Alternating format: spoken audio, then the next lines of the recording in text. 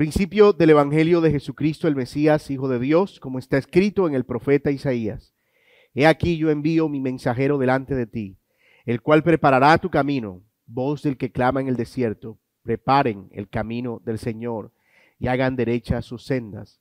Juan el Bautista apareció en el desierto predicando el bautismo de arrepentimiento para el perdón de pecados. Acudía a él toda la región de Judea y toda la gente de Jerusalén, y confesando sus pecados, eran bautizados por él en el río Jordán. Juan estaba vestido de pelo de camello y tenía un cinto de cuero a la cintura y comía langosta y miel silvestre, y predicaba diciendo: tras mí viene uno que es más poderoso que yo, a quien no soy digno de inclinarme y desatar la correa de sus sandalias. Yo los bauticé a ustedes con agua, pero él los bautizará con el Espíritu Santo. Oremos. Señor y Dios, Padre nuestro que estás en los cielos, gracias por concedernos el privilegio de poder celebrar un día más de tu resurrección. Gracias por levantarte de entre los muertos para darnos vida, Señor, que es el motivo que impulsa nuestra adoración.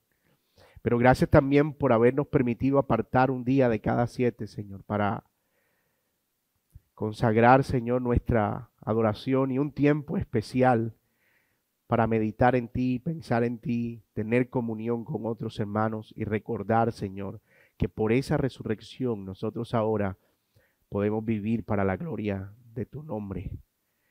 Señor, oramos también, Padre, para que cada vez más afiances en nuestros corazones la necesidad, Señor, de atesorar el día del Señor como algo necesario, importante, pero también, Señor, como la cosa más evidente de que realmente tú eres lo primero en nuestras vidas.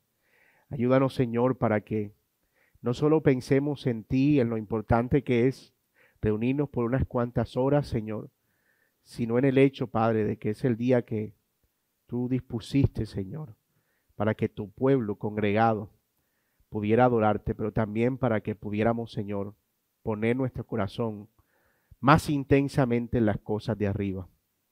Gracias, Señor, también por la oportunidad de poder abrir tu palabra y estudiar, Señor, especialmente el Nuevo Testamento. Viendo, Señor, cómo tú viniste a hacer el cumplimiento de todas las cosas anunciadas en el Antiguo Testamento. Cómo tú completas la historia, Señor, y cómo ahora nos permites deleitarnos en esta realidad.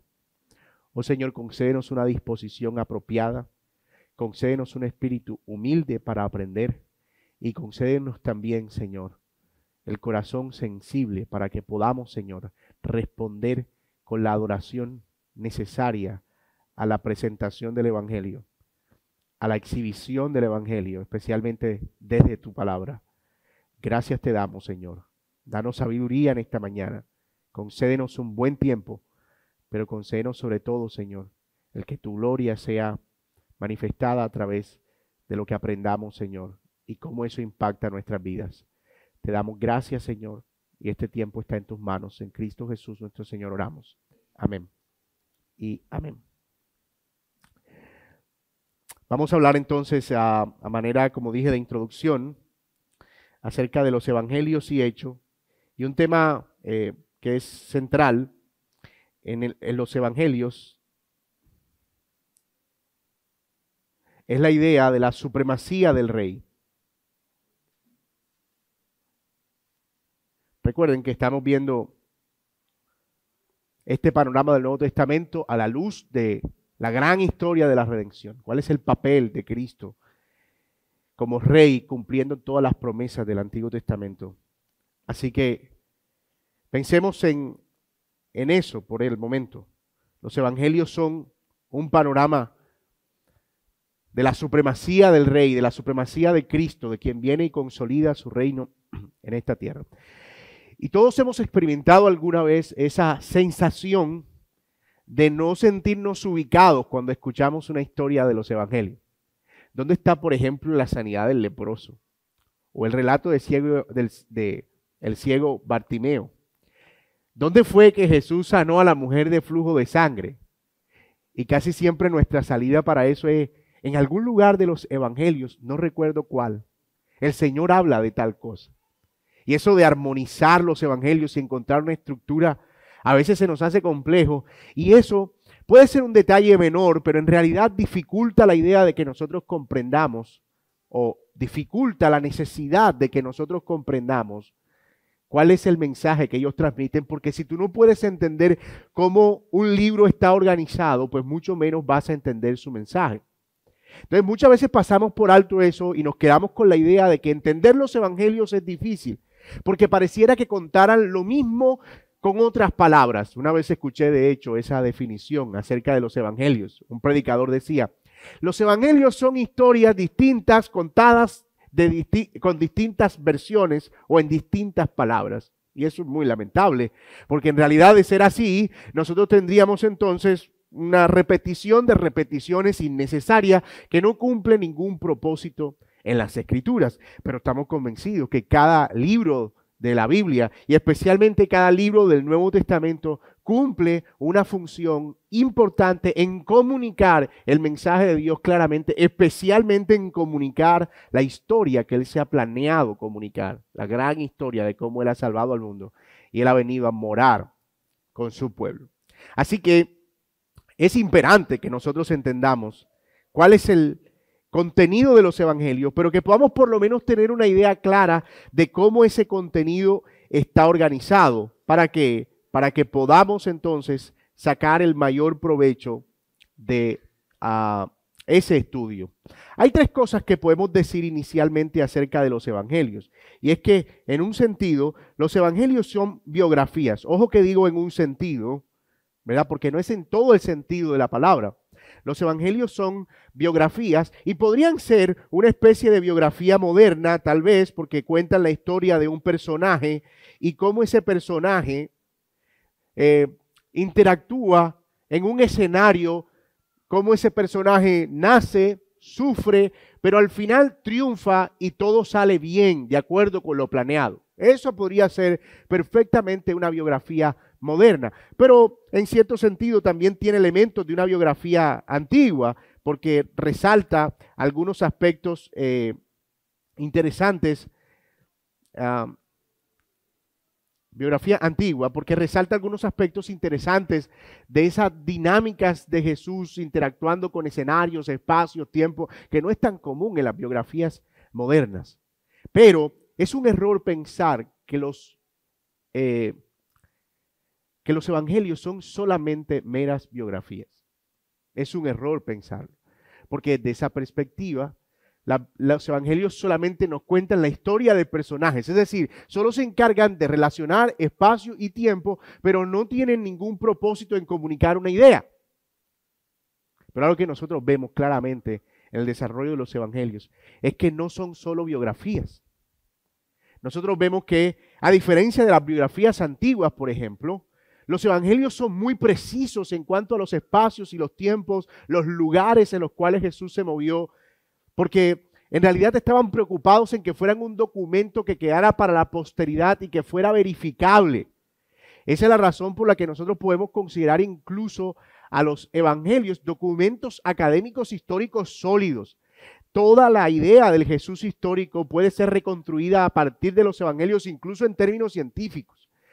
Digo en términos científicos usando la historiografía, porque provee elementos verídicos acerca de escenarios, personajes, historias y los mezcla de una manera precisa junto con el desarrollo biográfico del personaje. Pero además de eso, los evangelios contienen un elemento que es único y que hace que caigan en una categoría especial de literatura. Los evangelios son teología. Así que algunos teólogos han hecho un buen análisis acerca de todo esto de los evangelios y en qué categoría ponerlos en términos literarios, y han determinado que por todos esos elementos los evangelios son básicamente biografías teológicas. Es decir, es el recuento de la historia de personajes interactuando con el espacio y el tiempo de una manera precisa y verificable en la historia, pero que al mismo tiempo está comunicando un mensaje que está asociado con el plan de Dios, con lo que Dios quiere comunicar. Una cosa que vimos en la primera clase, y lo vamos a afirmar al final, es que cada uno de los evangelios en su enfoque, por su énfasis, está comunicando, incluso en relación con la audiencia que tiene, un mensaje distinto del otro acerca no solo del mensaje de Dios, sino del alcance de ese mensaje. El énfasis, por ejemplo, de Marcos no es el mismo énfasis de Mateo, ni es el mismo énfasis de Lucas, sino estamos diciendo que cuentan historias diferentes.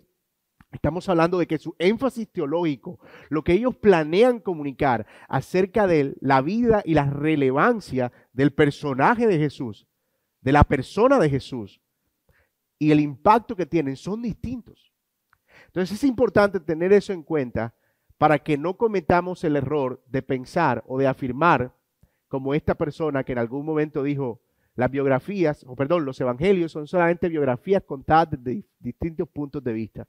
Eso es un error. Porque de nuevo, eso nos llevaría a afirmar entonces que algunas porciones de la Biblia son innecesarias y que yo pudiera simplemente quedarme con una de esas perspectivas y ya. Pero creo que en su momento lo dijimos, y usando el concepto de un teólogo muy conocido y experto en el Nuevo Testamento, él usa la idea de un teatro en casa, ¿saben lo que es un teatro en casa, verdad? Ustedes tienen el personaje aquí, y ese personaje está en medio de la sala, vamos a suponer que ese es el personaje, y entonces ese personaje empieza a recibir sonido desde distintos puntos de la casa. Él tiene, supongamos, la pantalla aquí enfrente, y este parlante empieza a enviar un sonido, este parlante empieza a enviar otro sonido, este parlante empieza a enviar otro sonido, y este parlante empieza a enviar otro sonido. Y aquí del frente él empieza a recibir otro sonido. Entonces, lo que sucede con el teatro en casa es que la mezcla de esos sonidos te empieza a crear una percepción mucho más realista de lo que estás teniendo enfrente. Que tú puedes simplemente quedarte con uno de los parlantes y escuchar la película o lo que estés viendo, por supuesto que sí, pero lo que hace que todo tenga mucho más sentido para ti y que la experiencia de poder ver lo que estás viendo y disfrutar lo que estás viendo, la banda sonora y todo eso, viene precisamente de tener esos distintos matices. Entonces, si se prefiere, cada uno de los evangelios aporta un sonido en una dirección distinta hacia nosotros que nos está mostrando y nos está completando un panorama acerca de Cristo y su función, su plan en este mundo. Entonces piensen en eso. Si solamente se pueden quedar con esa idea, entonces ustedes dicen, ok, ya sé que por lo menos debo empezar a identificar cuál es el sonido que sale de Marcos, cuál es el sonido que sale de Lucas, cuál es el sonido que sale de Juan, cuál es el sonido que sale de Mateo. ¿Dónde están los bajos? ¿Dónde están los agudos? ¿Dónde están los graves? Y cómo todo eso mezclado está poniendo un panorama acerca de la persona de Jesús. Muy bien. Habiendo visto eso entonces, vamos ahora a ver un poco acerca de la estructura. Parte del propósito de estos estudios que estamos desarrollando acerca del panorama del Nuevo Testamento es que cada estudiante, cada hermano en este caso, pueda tener en su mente, o por lo menos en sus libretas para consultarlo después, o por lo menos el recurso disponible para saber cómo está estructurado cada libro del Nuevo Testamento. Mis hermanos, eso va a permitir que nosotros podamos disfrutar mejor la lectura. Creo que en algún momento en la primera clase les decía que está bien que nosotros nos dediquemos a memorizar versículos de la Biblia. Finalmente es lo que nos permite afianzar nuestra fe, pelear con la tentación. Es una disciplina espiritual olvidada, pero necesaria, la memorización de las Escrituras. Pero hermanos, más importante aún que eso, es que nosotros podamos tener en nuestra memoria una estructura global de cada libro de la Biblia. Es decir, si a mí me dicen Sofonías, bueno, vamos a hablar del Nuevo Testamento. Primera de Pedro, ok, yo tengo más o menos una estructura en mi mente. Sé a qué se refería Pedro cuando escribió su carta, cuál era el punto principal que él estaba defendiendo y cómo él desarrolla su argumento. Oh, Efesios, yo sé que Efesios es más que Efesios 2 o Efesios 1 y la predestinación. Yo sé que Efesios es más que Efesios 6 y la guerra espiritual. Y tú que pensar es cómo están relacionados esos conceptos. La predestinación, la salvación por gracia, la nueva vida y el viejo hombre, que debemos ser luz, la sujeción de las esposas, el deber de los hijos de someterse a los padres y la guerra espiritual. Yo tengo muchos temas incluidos en una carta, pero entender la estructura me permite ver cómo esos temas interactúan y eso va a hacer que yo tenga un mayor provecho del estudio y, por supuesto, un mayor provecho en la asimilación de eso. Entonces, creo que es importantísimo, vital, que nosotros desmitifiquemos los evangelios, que saquemos de nuestra mente la idea de que los evangelios tienen que ser vistos como un bulto de anzuelos ahí, que solamente puede ser desentrañado en la medida en que encuentro un pasaje aquí y allá. No vamos a resignarnos a la idea de que los evangelios son un montón de historias cruzadas que yo no sé dónde está cada relato, simplemente tengo que buscar en internet y ya. No, es qué historia está contando cada uno, pero más importante aún, qué historia están contando los cuatro. Así que lo que vamos a hacer ahora es tratar de ver una cronología conjunta de los evangelios.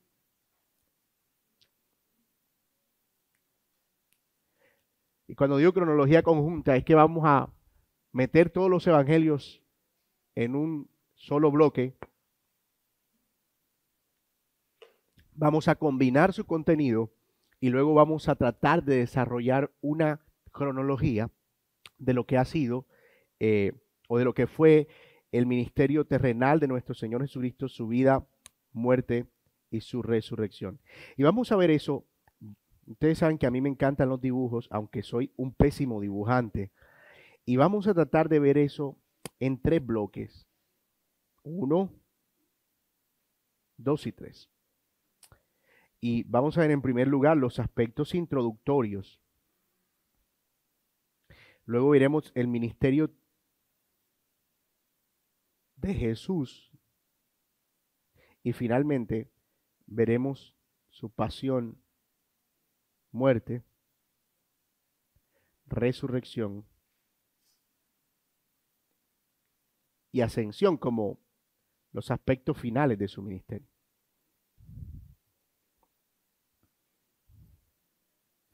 Si ustedes se dan cuenta, cada evangelio empieza con su conclusión. Cada vez que tú lees un evangelio, el evangelio empieza con la conclusión. Por ejemplo, Marcos empieza diciendo, principio del evangelio de Jesucristo, el Hijo de Dios. Esa es la conclusión. Mateo empieza con un linaje que muestra a Cristo como hijo de David. Lucas empieza con un linaje que muestra a Cristo como el descendiente del mundo y el salvador del mundo. Y Juan empieza su evangelio diciendo que Cristo es el verbo encarnado. De todos los evangelios, en cierto sentido, empiezan con la conclusión. El Jesús divino, el Jesús que sirve, el Jesús que es rey, el Jesús que es el salvador del mundo. Así que es importante tener eso en mente porque nos va mostrando ya de antemano el propósito de cada evangelio. Entonces, cada evangelio tiene en principio esos aspectos introductorios, ¿verdad? Que son curiosamente conclusivos. Introducciones conclusivas. Son aspectos introductorios en los que esbozan lo que será la conclusión o el resumen de su perspectiva de Cristo en cada uno de esos evangelios. Y vamos a seguir así cronológicamente. Yo no voy a estar, obviamente, yendo a cada evangelio para probar cada cosa, así que lo que vamos a hacer, por eso esto se llama panorama, que eso nos ayuda a librarnos de la idea de la necesidad de las especificidades. Por eso cada evangelio va a tener su tiempo para ser estudiado. Aquí solamente estamos esbozando un panorama. Así que luego de que vemos esos aspectos introductorios en términos cronológicos, en la línea de tiempo, entonces vemos los aspectos acerca del nacimiento de Jesús. Ok, pero antes de eso, incluso el nacimiento o los aspectos previos que involucran, por ejemplo, el nacimiento de Juan el Bautista. Nacimiento de Juan el Bautista. Lucas, por ejemplo, registra el relato del nacimiento de Juan el Bautista y le dedica más de un capítulo, hablando de la profecía de Zacarías, de cómo Dios llama a Juan el Bautista, María, Elizabeth, el bebé, etcétera, etcétera. Así que parece que Lucas está más o menos concentrándose en la importancia del papel de Juan el Bautista y su historia. Luego, nosotros vemos en términos cronológicos en los evangelios los primeros años de Cristo. Estamos mezclando todos los evangelios para crear una línea de tiempo. Así que los primeros años de Cristo involucran su nacimiento, por ejemplo, que están en Lucas y Mateo. Su nacimiento, que están en Lucas y Mateo, como un ángel llega y visita a María para anunciar el nacimiento de Cristo, como José recibe una visita similar para confirmar que efectivamente eso venía de parte del Señor. Mateo registra por su parte cómo los reyes llegan y presentan unas ofrendas ante el Señor porque están reconociendo precisamente que un rey ha nacido. Lucas añade acerca de un censo romano y cómo en medio de ese censo Jesús es perseguido y tiene que huir, pero todo eso está dentro de esos aspectos acerca de los primeros años de Jesús, que terminan con la primera visita oficial de Jesús a Jerusalén cuando él tenía 12 años. Cuando Jesús tenía 12 años, él va a una peregrinación, posiblemente una celebración de las fiestas, de una de las fiestas nacionales de Israel, y en una de esas celebraciones él se queda en el templo hablando con los maestros y con los escribas, y al menos Lucas, y ese es el último relato que nosotros tenemos de la vida preministerial de Cristo, hasta Juan, hasta los 12 años del Señor Jesucristo. ¿Qué sucede entre los 12 años y los 30 aproximadamente de Cristo cuando él inicia su ministerio? Ese siempre ha sido un argumento de los escépticos para cuestionar la veracidad del Nuevo Testamento. Pero allí es donde el hecho de pensar en la vida de Jesús como biografías teológicas ayuda, porque finalmente ellos no planearon hacer un recuento detallado de lo que fue la vida de Cristo, sino que escogieron relatos y parte de su historia para comunicar el mensaje que ellos se habían propuesto comunicar. El mismo Juan dice al final del Evangelio que si se hubiesen escrito todas las cosas que el Señor hizo, no alcanzaría este mundo, hablando metafóricamente, para poner los libros que habían de ser escritos acerca de Jesús. Por lo que el propósito de los evangelios nunca fue escribir un relato detallado acerca de las minucias, cómo hacía él en el taller de su padre, cómo fueron los amigos de Jesús, cómo vivió su adolescencia, cómo llegó a los 15, cómo celebró. No, eso no está en los evangelios, simplemente porque los evangelistas, inspirados por el Espíritu Santo, consideraron que no era información necesaria para comunicar el mensaje. Pero eso no significa que Jesús no existió, o por el contrario, como sugieren algunos en teorías conspirativas, que ya no parecen tan conspirativas para algunos. Ya hasta se han planteado como teorías oficiales que Jesús viajó a las Américas y estuvo en la India y allá fue un avatar y luego allá en otra parte fue un personaje importante, etcétera, etcétera. Y un montón de locuras, ¿verdad? Que no aparecen con respaldo bíblico en lo absoluto. Entonces, simplemente la razón de la ausencia de relatos en el desarrollo de esta historia obedece a la decisión soberana de Dios, en la inspiración de los evangelistas y también a una decisión meramente literaria. Ni siquiera el más versado literato, el más aventajado descriptor biográfico y novelista incluye detalles y pormenores en cada una de sus novelas, sino que obviamente tiene una trama y él recoge los elementos que sean necesarios para complementar esa trama. Muy bien. Luego de los primeros años de Jesús, la otra cosa que aparece es lo que vemos en Marcos capítulo 1, que es el ministerio de Juan el Bautista. El ministerio de Juan. Vamos cronológicamente. De Juan el Bautista. La historia regresa con Juan después de su nacimiento y otra vez los 4 evangelios nos hablan acerca de Juan el Bautista. Así que no fue una figura menor en el desarrollo de la historia. ¿Quién era? El mensaje que predicaba, el bautismo que él proclamaba. Es un punto importantísimo en la historia de Juan o de los evangelios. Y finalmente, en estos aspectos preministeriales, vemos el fin de Juan el Bautista y el inicio del ministerio de Cristo. El inicio del ministerio de Cristo y el fin del de Juan. Eso es lo que vemos a continuación. En la esencia, es un pase de Juan a Jesús. Y eso era un punto importante para los evangelios porque Juan llegó a tener muchos discípulos. Algunos vieron a Juan como un profeta, algunos no. Los judíos de la época vieron a Juan como el profeta Elías que había venido. Algunos decían que era Jeremías. Ellos tenían muchísimos años sin profeta. Y de repente aparece la figura de Juan el Bautista y dicen, él es nuestro profeta. Ha llegado un profeta después de tanto tiempo y su figura fue imponente en términos ministeriales. Él no fue una figura fugaz, fue una figura fundamental para el inicio del Nuevo Testamento. Y era importante también esa transición entre Juan el Bautista y Jesús, porque precisamente es como termina el el libro de Malaquías en el Antiguo Testamento, diciendo en el capítulo 4 que en vista del fracaso de que el templo funcione como un lugar donde los sacrificios van a ser ofrecidos, porque los sacerdotes simplemente se van a trabajar, los levitas, porque no hay quien lleve sustento al templo. Él dice, en vista de que este sistema de un templo y unos sacerdotes y unos sacrificios no es suficiente para proveer perdón para el pecado y adoración continua, yo voy a enviar un día al sol de justicia que va a resplandecer. Así termina Malaquías. Y voy a enviar a uno que irá en el espíritu de Elías anunciando y preparando el camino, como alguien que va a anunciar la venida del rey, como un heraldo.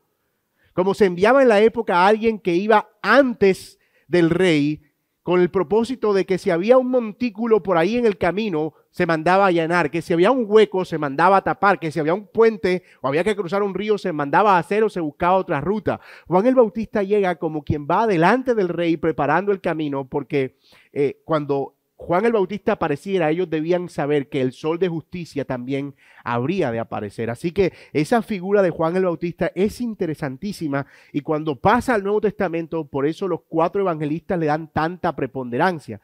Pero es solamente Juan quien introduce la idea de que no nos podemos quedar atascados en Juan el Bautista, porque algunos veían el bautismo de Juan el Bautista como más importante que el de Jesús, y Juan tiene que entrar a aclarar y decir, momento, el mismo Juan el Bautista dijo, yo los bautizo a ustedes de una manera, pero vendrá otro de quien no soy digno de desatar la correa de su calzado. Él dijo que iba alguien a venir, y ese alguien es el Verbo encarnado. Así que no estamos en una competencia entre quiénes son los de Juan y quiénes son los de Jesús. Juan habló acerca de Jesús y transicionó la historia para que Jesús viniera al mundo. Entonces, esos son los aspectos introductorios y preministeriales. El nacimiento, bueno, los aspectos conclusorios o la idea inicial de cada evangelio: nacimiento de Juan, primeros años de Cristo, ministerio de Juan y el inicio del ministerio de Cristo. Y pasamos así ahora a la etapa del inicio del ministerio del Señor Jesucristo, que es el punto 6 de nuestra cronología. Ministerio de Cristo. ¿Dónde empieza Jesús su ministerio? Hay algo interesante aquí. Ojo. ¿Cuándo termina Juan su ministerio? Juan termina su ministerio con el bautismo de Cristo. Pero Jesús inicia en ese momento su ministerio. Y ojo, cuando Juan termina su ministerio, Jesús está en Jerusalén. Y Jesús estando en Jerusalén, él tiene algunas interacciones en Jerusalén. La primera con Juan el Bautista. Pero la otra, y ojo aquí, es en el templo. En Juan capítulo 12 nos dice que Jesús llega al templo y purifica el templo, y arroja las mesas y los cambistas y confronta a los que estaban vendiendo allí. Y eso es interesante, porque alguien dirá, oh, pero eso no pasó, fue al final del ministerio. No, también pasó al principio. Juan dice que Jesús inicia su ministerio oficial haciendo esta aparición en el templo y arrojando las mesas, y enfadado porque habían convertido la casa de Dios en una cueva de ladrones. Eso vuelve a pasar unos años después, cuando el Señor regresa en la última semana de su pasión y de su resurrección. Pero aquí es importante, porque cuando Jesús hace eso, algunas personas empiezan a escuchar acerca de Jesús y quieren oírlo. Entre ellos, un tal Nicodemo. Jesús escucha a ese tal Nicodemo, y también entre ellos, allí, una mujer samaritana en su camino de regreso a Galilea. Así que hay algunas interacciones previas al inicio que conocemos del ministerio del Señor Jesucristo, y eso es una cosa muy interesante, ¿verdad? Porque siempre pensamos como que en el inicio del Señor Jesucristo ya en el Sermón del Monte. Pero no. Algunos incluso, y es importante verlo de esa manera, no tengo aquí cómo hacer el dibujito, ¿verdad? Pero es importante que veamos eso porque el bautismo, la tentación en el desierto son registrados casi como eventos simultáneos el uno del otro.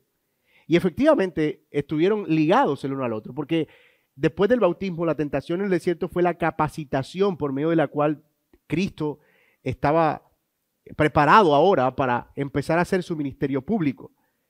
En Juan también aprendemos acerca del primer milagro del Señor Jesucristo. ¿Cuál fue ese primer milagro?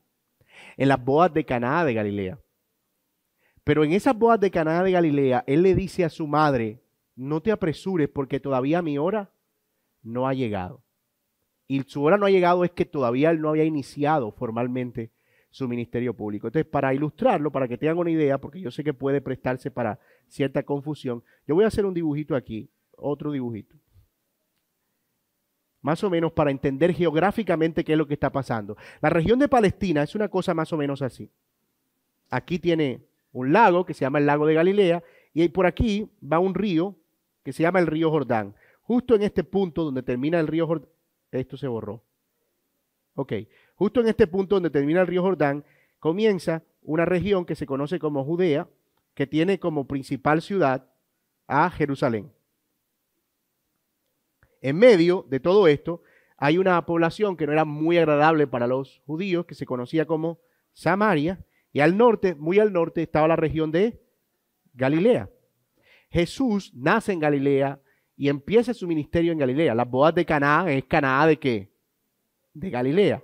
Así que la primera cosa que Jesús hace es precisamente convertir el agua en vino, pero ese no es el inicio de su ministerio.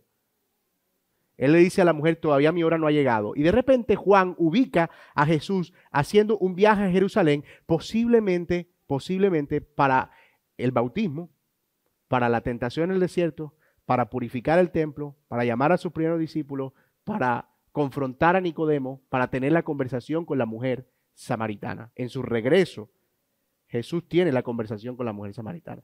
Así que ese inicio del ministerio de Jesús es interesante porque el ministerio de Jesús se consolida en cierto sentido por la validación de Juan el Bautista a través del bautismo, pero también por las primeras conversaciones e interacciones que Jesús empieza a tener allí en Jerusalén. Pero Él no se queda en Jerusalén.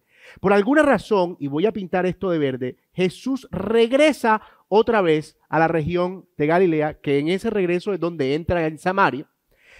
Y en ese regreso Jesús va a una ciudad que es clave, la ciudad de Nazaret, donde Él es originario, Nazaret. Yo ya no puedo ni escribir, mira tú eso. Pero vamos a suponer que ese puntico verde que está ahí, cerquita de Caná, es Nazaret. En Nazaret Jesús empieza ahora a hacer público su ministerio en Galilea. ¿Dónde? En una sinagoga, Lucas 4. Se sienta en la sinagoga, toma el rollo del profeta Isaías y dice, hoy se ha cumplido delante de ustedes esta profecía, el Espíritu de Jehová el Señor está sobre mí. ¿Y qué pasó? No lo aceptaron. Así que lo llevan a un despeñadero, lo iban a matar, lo iban a arrojar de un despeñadero y el Señor milagrosamente Dios le permite salir en medio de la multitud ileso. Él se va de Nazaret, no pasa nada en Nazaret. Más adelante Jesús diría de Nazaret que si se hubiesen hecho los milagros que se hicieron ahí en Judea, en Sodoma, Gomorra, tal vez hubiera algo de esperanza, porque fue un pueblo realmente incrédulo que rechazó a Jesús por la familiaridad que tenían con Él. Más adelante y después de esa persecución, entonces Jesús se va a las orillas del lago de Galilea, a una región muy conocida que se llama, ¿cómo? Capernaum. Ahí en Capernaum, que era de donde era originario Pedro, había una señora que era la suegra de Pedro enferma, y Jesús sana a la suegra de Pedro, y en ese momento Jesús empieza a ser famoso en Galilea. Mucha gente empieza a escuchar que hay personas que están viniendo, que hay un sanador que ha venido y que tiene el poder para quitar incluso enfermedades tan terribles como la parálisis y la ceguera. Y mucha gente empieza en ese momento a venir a Jesús en cantidades. Y Jesús empieza a sanar a muchos enfermos, empieza a sanar a leprosos, pero Jesús no tenía eso como prioridad. En algún momento se genera un quiebre porque sana a una persona en un día de reposo y eso genera una persecución contra Jesús. Así que en respuesta a la persecución, Jesús se retira al mar de Galilea, donde enseña la verdadera naturaleza del reino, el famoso Sermón del Monte, después de esa persecución. Estamos todavía en el desarrollo del ministerio. Ahí enseña, bienaventurados los mansos y puros de corazón, porque ellos verán a Dios, bienaventurados los que lloran, bienaventurados los que son perseguidos, bienaventurados los pacificadores. Era un mensaje realmente consolador. Y de manera explícita, el Señor empieza a decir que Él es un rey que ha venido con unas nuevas ordenanzas, en una especie de Sinaí del Nuevo Testamento. Era el hombre en la montaña proclamando la ley de lo que Dios esperaba, cómo vivieran los que iban a ser parte de su reino. Oíste que os fue dicho no matarás, pero yo digo que cualquiera que se enoja contra su hermano, oíste que os fue dicho no adulterarás, pero yo os digo, oíste que os fue dicho no diga falso testimonio, pero yo os digo. Jesús continúa enseñando acerca del reino y enfocándose especialmente en el arrepentimiento. Así que envían de Jerusalén, envían allá a una delegación de maestros para verificar la enseñanza de Jesús. Finalmente rechazan la enseñanza, sugiriendo que la autoridad de Jesús venía de Satanás y no de Dios. Por Belcebú echa afuera a los demonios. Y así, en ese momento sucede un quiebre en el cambio del ministerio de Jesús. Jesús ahora deja de enseñar explícitamente acerca del reino y entonces empieza a enseñar por parábolas. Y a partir de ahí viene la gran sección que nosotros vemos de Mateo. Las enseñanzas de Jesús por parábola. La parábola del sembrador, la parábola del trigo y la cizaña, la parábola de la levadura. Todas esas parábolas de que el reino había llegado. ¿Y por qué les enseñaba por parábolas? Él lo explica. Porque para que este pueblo viendo no vea, oyendo no oiga, para endurecer el juicio contra ellos, porque se endurecieron, porque técnicamente algunos de ellos hasta habían blasfemado del Espíritu Santo al atribuir a Satanás las obras de Dios, al resistir duramente al Espíritu Santo. Entonces, esa es tal vez una de las secciones más grandes en Mateo. Lucas también dedica una buena parte y todo eso se produce dentro de todos esos recorridos que nosotros vemos. Ahora, luego de eso, estamos ubicados, ¿verdad? Geográficamente. Ok. Luego de eso, Jesús continúa su ministerio alrededor de Galilea. Es decir, en todas estas regiones de aquí. Incluso al otro lado del Jordán, del mar de Galilea. Eso empieza, ¿se acuerdan con la multiplicación de los panes y los peces? 5,000 personas que son alimentadas. Entonces mucha gente viene al Señor y otros después se alejan cuando Él les habla la verdad y les dice, ustedes me siguen solo porque les doy comida, pero ustedes tienen que arrepentirse de sus pecados. Y en medio de ese rechazo, el Señor entonces viaja al otro lado del mar de Galilea. Ustedes saben lo que sucede ahí, el Señor calma la tempestad, etc. Y llegan a una región que se conoce como Gadara. Allí liberta a un endemoniado gadareno y continúa haciendo señales y milagros entre el pueblo. Fuera de Galilea es donde aparece, allí fuera de Galilea, el momento decisivo, que es otro punto de quiebre en la historia en esta historia de Jesús en los evangelios. Noten que vamos como anclando unos puntos claves, ¿verdad? Si ustedes tuvieran esto como una línea de tiempo, tendríamos la transición entre Juan el Bautista y Jesús, y el inicio de su ministerio.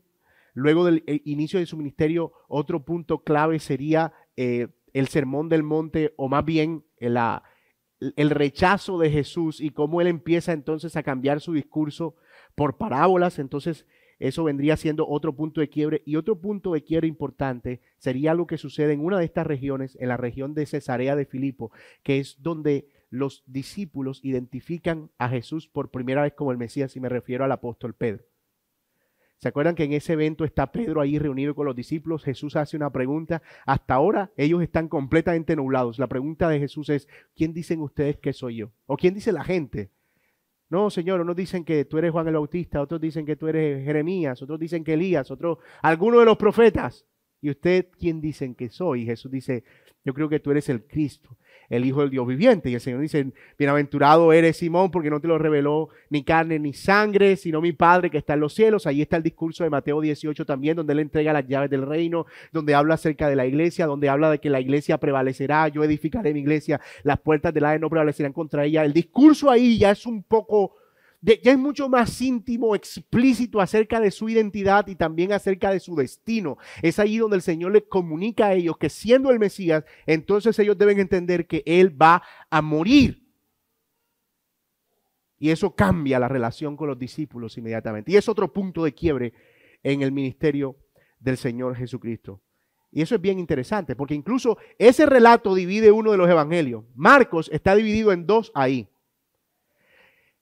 Capítulos 1 al 8 hablan acerca de Jesús y su ministerio, el Hijo del Hombre que vino no para ser servido, sino para servir. Y a partir del capítulo 8 en adelante, después de ese relato, es el Hijo del Hombre que vino para dar su vida en rescate por muchos. Es decir, ese evento es tan importante que uno de los evangelios está partido en dos ahí.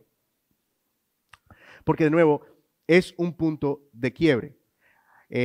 También leemos en Lucas, por ejemplo, que tras la confesión de Pedro, Jesús se lleva a Pedro, a Santiago y a Juan al monte, se transfigura. Nota que ya estamos viendo relatos o eventos más explícitos. Ya no son solo cositas aquí, un discurso allá, la parábola del sembrador aquí, una explicación acá. No, ya hay eventos mucho más concretos. Entonces, si ustedes son personas que ya están teniendo una estructura de los evangelios y ustedes les dicen, ¿dónde está la transfiguración? Ustedes inmediatamente piensan, no puede estar antes del Sermón del Monte, no puede estar durante el ministerio de Jesús, no puede estar durante los milagros, tiene que estar después de la confesión, porque era cuando ya Él se había presentado públicamente. Eso ya nos facilita la vida.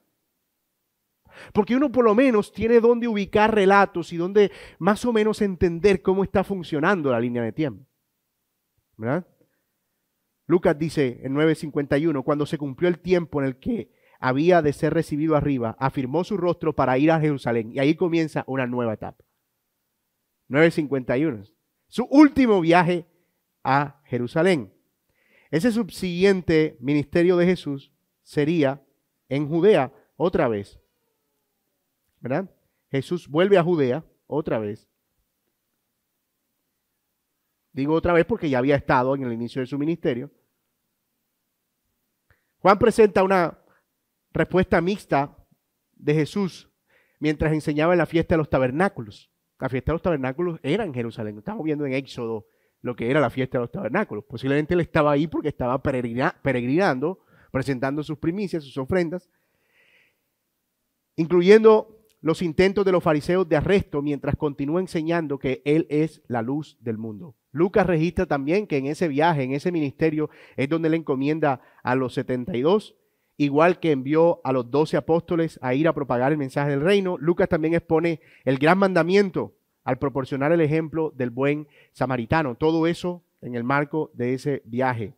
Y a medida que Jesús se acerca al final de su ministerio, obviamente la persecución se incrementa. Luego de expulsar un demonio, Jesús es acusado otra vez de tener el espíritu de Satán, pero esta vez ahora en Judea. ¿Ya? Surge un debate entre los escribas y fariseos acerca de la enseñanza de su poder, señalando que constituye una evidencia de que el reino ha llegado. Ustedes se están resistiendo a ver que el Mesías está aquí. La sección cierra con Cristo, y eso es Mateo 23. Recuerden que estamos mezclando cosas. La sección cierra con Cristo proclamando unos ayes contra esos fariseos. Ay de ustedes, escribas y fariseos, porque cuelan la menta, el eneldo y dejan el mosquito y dejan colar el camello, porque pesan la menta, el eneldo y diezman y son tan minuciosos, pero se olvidan de los mandamientos más importantes. Ay de ustedes, fariseos, porque son sepulcros blanqueados. Ya ahí el discurso no era ni parábola, el discurso no era de retirarse por la persecución. Ahora el discurso es más confrontador contra la falsa religión de Israel. Él, sin embargo, sale de Jerusalén después de celebrar la fiesta para prepararse para la segunda venida. Y toda esa preparación él no la hace lejos, la hace en una región cercana que se conoce como la región de Perea, que es esta región que quedaría cruzando el Jordán al otro lado. Aquí quedaría una región que se conoce como la región de Perea, al otro lado del Jordán. Ahí empieza el clímax del ministerio del Señor Jesucristo. Durante esa etapa final, Cristo continúa enseñando a sus discípulos cómo entrar al reino, cómo seguirle. Pero mientras continúa enseñándole, también hace milagros. Uno de ellos, la resurrección de Lázaro. ¿Se acuerdan de eso? Juan 11. La resurrección de Lázaro, que Él es la verdad y la vida, presagiando lo que sería su propia resurrección. Varios eventos allí son más eventos reflexivos. Esta etapa del ministerio de Jesús es más reflexiva, preparatoria. Es como Él está ahí tratando de entender cómo será que se encaminará hacia Jerusalén. Y ese día llega, y eso nos lleva a la otra etapa, aquí. Vamos a dividir esto más bonito para que ustedes puedan más o menos tener una... Eso. Y entonces vienen ya las etapas que tienen que ver con la pasión o la semana de la pasión. De esto sí ya tenemos más información. ¿Por qué? Porque los los evangelistas, en cuanto a esta semana de la pasión, incluyeron mucha más información. De hecho, Marcos es un libro bien desproporcionado porque cuenta muy poquito sobre el ministerio de Jesús, pero dedica muchos capítulos a la última semana. Yo no diría que medio libro está casi en la última semana. Y lo mismo Juan y lo mismo Mateo. Porque era en donde ellos realmente querían hacer énfasis. Efectivamente es lo que confirmaba que él era el Mesías, que tenía que morir, resucitar, tal como se había anunciado en el Antiguo Testamento. Gracias a Dios ellos entendieron que era la parte más importante del ministerio del Señor Jesucristo. Así que se nos está yendo el tiempo, pero vamos bien. Creo que vamos a terminar en tiempo. Eso tiene mucho sentido, como decía, porque era la parte más importante. Es como si adelantaran la película. Entonces, a veces no está así como que usted se está viendo una película que usted ya sabe cómo termina. Y de repente usted, ay no, pero usted mira la barrita y dice, va por el 25%. Y usted, sin que nadie lo vea, la adelanta hasta la parte importante. Entonces, aquí es. Y a partir de ahí entonces empieza, ok, ahora sí me voy a acomodar, porque esta parte es como de relleno. Entonces, ellos como que, obviamente no estoy diciendo que las historias eran de relleno, pero como que deciden adelantar la historia. Y llegamos a la última semana. Si se prefiere, muchos años más tarde. Y aquí tenemos la última semana de la pasión de Jesús, donde mucho de lo que es el significado teológico de la persona de Cristo sucede. Ahora, la semana empieza con Cristo entrando a Jerusalén. Ahí vemos varios relatos. La maldición de la higuera en Marcos.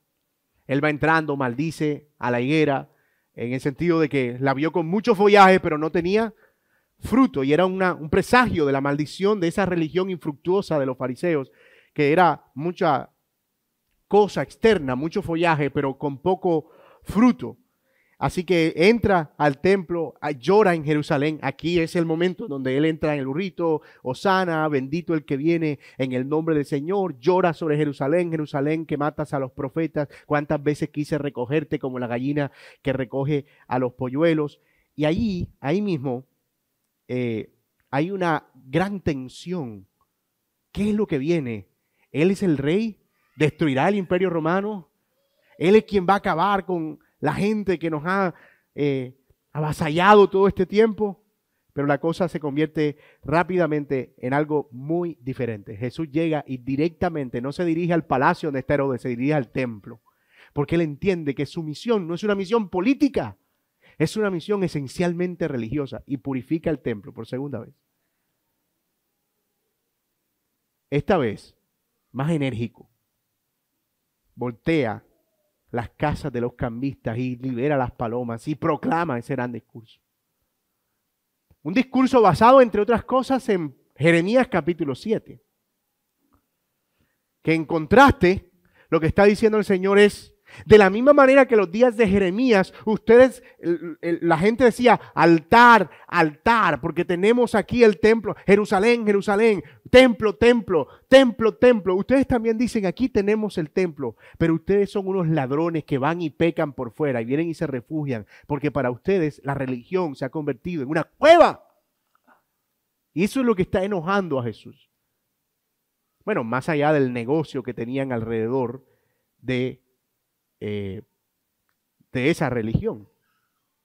Jesús en esos días, él entra y sale, él no se quedó en Jerusalén, tenía una casa, no sé, como de renta o de un lugar facilitado por algunos de los discípulos donde él se quedaba muy cerquita, como a tiro de 1 kilómetro, kilómetro y medio. Entonces él volvía y regresaba durante toda esa semana, eso lo sabemos por las películas de Semana Santa, ¿verdad? Ahí Jesús declara el Sermón de los Olivos, Jesús continúa enseñando y regresa nuevamente, pero la última vez, el jueves, ya él regresa para morir. Es la celebración de la Pascua, se prepara para ser entregado a las autoridades. Toda esta historia, ustedes la conocen, Jesús es traicionado, come con los discípulos, los fariseos arreglan un juicio que es el juicio más mal amañado o más amañado de toda la historia, porque es un juicio de noche, no todos los jueces, sin posibilidad de que Jesús pudiera. Violó todas las leyes del derecho romano que estaba vigente para la época, con testigos falsos, pagados, mejor dicho, una cosa, incluso con un Jesús que no estaba en condiciones de enfrentar un juicio porque había sido azotado. En un intento de Herodes por evitar la turba y calmarlos, pero aún así desangrado, débil, porque había estado una noche también en el Getsemaní, sudando y sus gotas de sudor como pesadas gotas de sangre. Con todo y eso, un juicio horrible. Lo golpean, lo maltratan. Jesús es crucificado y muerto. Pero al tercer día resucita de entre los muertos. Y eso sabemos que era el punto central de toda esa semana de pasión, el punto, la cúspide de toda esa semana de pasión. Entonces todo esto está aquí, pasión, muerte, resurrección. Esto 1, 2, 3, 4, 5, 6, 7, 8. ¿Sí? Aquí me faltó ministerio en Perea. Y 10. Y finalmente, la post-resurrección y ascensión. Luego de la resurrección, Jesús aparece a mucha gente. Más de 500 personas lo vieron junto con los 12, sus familiares. Y él se reúne con sus discípulos y ya su post-ascensión abarca incluso el libro de los Hechos. Hechos capítulo 1, donde él está reunido allí con los discípulos y les habla acerca de cuál es la misión que con la que ellos deben continuar. El reino se ha acercado. Ha venido. Yo soy el rey. He resucitado entre los muertos, pero ahora tengo que irme. Y ustedes deben continuar con esta misión. Pero no pueden hacerlo a solas, recibirán el poder del Espíritu. Y serán mis testigos en Jerusalén, Judea, Samaria. Ay, Señor, qué bueno que volveremos a recorrer tus terrenos. No, y también lo último de la tierra. Ustedes se encargarán de extender este reino hasta los confines de la tierra. Y el libro de los Hechos continúa precisamente con esa misma narrativa. Capítulos 1 a 7, el Evangelio en Jerusalén y Judea. Capítulos 8 y 9, el Evangelio en Samaria. Y capítulo 10, el Evangelio entre los gentiles, desde la casa de Cornelio hasta Santa Marta, Colombia, hasta nuestros días. Y sigue extendiéndose ese Evangelio. Entonces, fíjense lo importante que es tener un panorama y poder entender la cronología, cómo se desarrollan estas cosas. Yo espero, al terminar esta clase, dos cosas. La primera, que los evangelios a estas alturas estén un poquito más desenredados para usted. Un poquito. Y la segunda, que esto le despierte a usted el interés ahora sí por saber, ven, y entonces, ¿de qué trata cada evangelio? Que puedan concentrarse en estudiar la perspectiva teológica de cada uno de ellos, ya con este panorama en mente. Para que cuando ustedes estén leyendo, ok, esto no está en Lucas, pero yo sé que con Mateo puedo complementar. Ya sé en qué etapa del ministerio de Jesús sucedió esto. Ya sé por dónde va este relato. Ya sé dónde fue que sucedió este milagro. Entonces, usen esto como una cuerda que atraviesa el inicio y el fin del ministerio de Cristo. Y entonces cuando lean los evangelios, procuren ir conectando cada uno de esos relatos a esa cuerda para que al final puedan tener un mayor provecho. Pero la otra cosa que quiero que lleven en sus mentes no es tanto información, sino que puedan ver, hermanos, cómo el Señor nos ha dejado su palabra de una manera tan perfecta y suficiente para contarnos una historia completa de nuestro Rey que ha venido, que murió, sí, pero que también resucitó al tercer día entre los muertos y que ahora vive entre nosotros. La palabra de Dios es el testimonio más fiel y firme de que este Jesús a quien nosotros adoramos es sin duda el Hijo de Dios. Y Él es digno de ser reverenciado hoy, ahora y por los siglos de los siglos.